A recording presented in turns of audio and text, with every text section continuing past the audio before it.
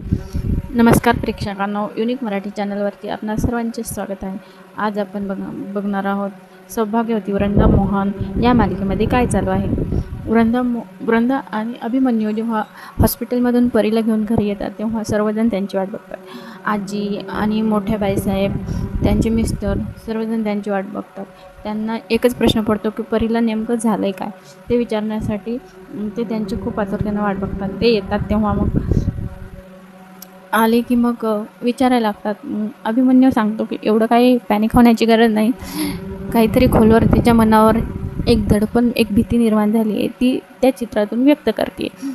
तर मग सर्वजण असं विचारतात की मग आता यावर काय इलाज, काय उपचार करायचे, परीची मानसिकता व्यवस्थित होईल ना, ती असं का वागते, याआधी कधीच अशी बोलली नाही, वागली नाही, असं का, आत्ता झालं तर झालं, यानंतर पुढं असं काही होऊ नये.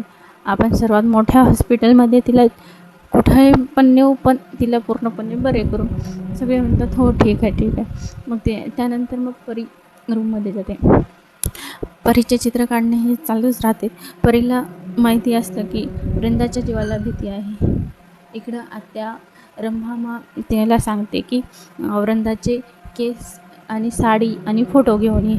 मग इकडं आत्या त्या वृंदाच्या साडी आणि केस घेण्यासाठी प्रयत्न करते, पण दिवसात तिला घेता येत नाहीत म्हणून ती एके रात्री तिच्याकडे जाते.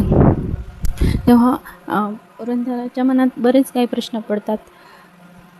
हरी काका कोणाला काय फोनवर बोलले असेल, कोणाचं काम खलास करणार आहेत, असे प्रश्न अनेक. आधी वृंदाला संशय होता की आता हरिकाकामध्येच आले. आता हरिकाकावर संशय आला. हरिकाका रात्रीचं जातात कुठे, काय करतात, काय नाही, कशामुळे ते बाहेर जातात, मला त्यांचा पाठलाग करावाच लागेल असे वृंदाला वाटते. आणि इकडे हरिकाका येतात वृंदाला मारण्यासाठी. परी जेव्हा चित्र काढत राहते, वृंदा किचनमध्ये स्वयंपाकाचा आवरत असते, तेव्हा हरिकाका येतात पाठीमागून. बघतात कोणीच नाही आहे आणि तिकडे परी चित्र काढत असते. परी म्हणते निघून जा, तो येतोय तो येतोय. मग इकडे ती चित्र काढण्यात मग्नच राहते. तिला भीती वाटते.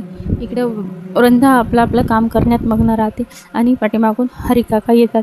तेव्हा बघतात तर तिथे चाकू असतो. चाकू घेतात आणि तिथे पाणी सांडलेलं असतं, त्यामुळे हरिकाका खाली पडतात आणि तो चाकूही पडतो. मग वृंदा बघते पाठीमागं आणि हरिकाकाला उचलते. तेव्हा हरिकाका म्हणतो की तिथे चाकू पडला आहे. वृंदाला असा प्रश्न पडतो की यांना दिसतच नाही, मग यांना चाकू तिथे पडला आहे हे कसं दिसते. असे अनेक प्रश्न वृंदाच्या मनात निर्माण होतात. आता हरिकाकाचा पाठलाग करून ती योग्य करते का, तिचे संकटातून सुटका होईल का, आणखी संकट वाढेल, हे आपल्याला बघायचे आहे. त्यासाठी सौभाग्यवती वृंदा मोहन ही मालिका बघावी लागेल. तुम्हाला व्हिडिओ आवडला असेल तर लाईक करा, कमेंट करा आणि चॅनलला नवीन असाल तर सबस्क्राईब करायला विसरू नका. धन्यवाद.